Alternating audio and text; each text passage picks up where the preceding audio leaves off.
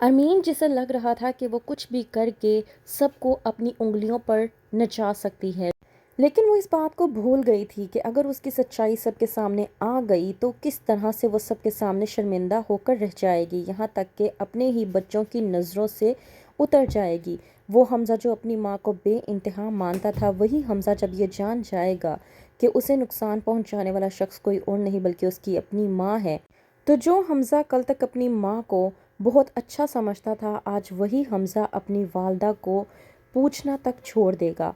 ड्रामे के next episode में आप लोग देखेंगे कि जब से अरमीन को ये मालूम हुआ है कि आमिर ने वीडियो भेजी है और इस सिलसिले में फ़रीद और हमज़ा दोनों पुलिस स्टेशन गए हुए हैं।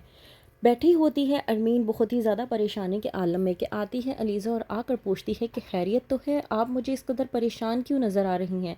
अरमीन जो अपनी तरफ से ये दिखाने की कोशिश करती है कि वो बहुत फ़िक्रमंद है इस हवाले से कि आखिरकार कौन हो सकता है, लेकिन अलीज़ा जो कि पहले ही तमाम तर सच्चाई से वाकिफ़ है, कहती है कि आपको फ़िक्र करने की ज़रूरत नहीं है।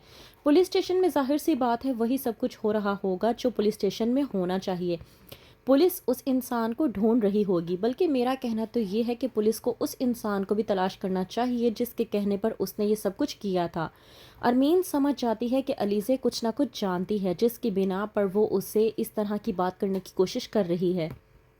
वहीं पर दूसरी तरफ फौजिया जब आती है अरमीन से मुलाकात के लिए तो वो फौजिया को अकेले देखकर घबरा जाती है। कहती है अरमीन फौजिया से कि आपके साथ तो निम्रा गई थी, निम्रा आखिरकार कहाँ पर है।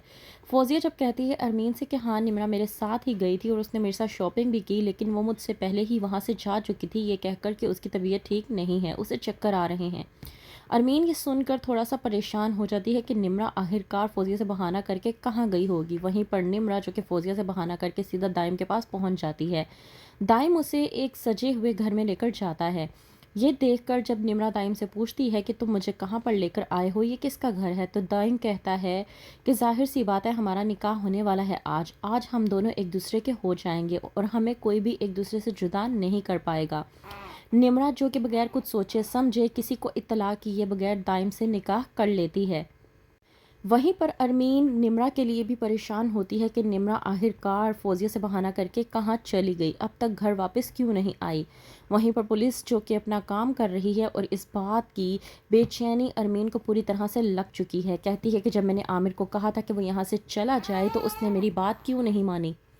मुझे तो समझ नहीं आ रही कि मुझसे इतने सारे पैसे ले लेने के बावजूद आमिर ने आखिरकार ऐसी हरकत क्यों की। वहीं पर अरीशा जो कि पूरी तरह से परेशान हो चुकी है, एक उसका मां न बनना और दूसरा बार बार सिकंदर का किसी न किसी जराइम पेशे में आ जाना, उसका नाम बार बार सुनकर पूरी तरह से अरीशा परेशान हो चुकी है। कहती है अरीशा सिकंदर से कि मुझे लगता है कि ये हमारे गुनाह हैं जो हमारे आगे आ रहे हैं, ख़ास तौर पर जो गुनाह हम लोगों ने और जो ज़्यादती हम लोगों ने अनुषा के साथ की है, हम लोगों ने अनुषा के साथ ठीक नहीं किया। सिकंदर तुम मानो या ना मानो, जो कुछ भी हम लोगों ने अनुषा के साथ किया है उसका किया धरा हमारे आगे आ रहा है। मुझे लगता है कि हमें अनुषा से माफ़ी मांगनी चाहिए, क्योंकि जब तक हम लोग अनुषा से माफ़ी नहीं मांगेंगे हमारे दिल को सुकून नहीं मिलेगा। हम लोग इसी तरह से बेकरार रहेंगे और इसी तरह से बार बार किसी जुर्म में हमारा नाम आता रहेगा, और मैं नहीं चाहती कि हमारी ज़िंदगी बर्बाद हो जाए। मुझे लगता है कि अनुषा की बद्दुआ हमें लग गई है। अब हमें अगर अनुषा की बद्दुआ अपनी ज़िंदगी से हटानी है तो हमें उसे ढूंढ कर उसे तलाश करके उससे माफ़ी मांगनी होगी।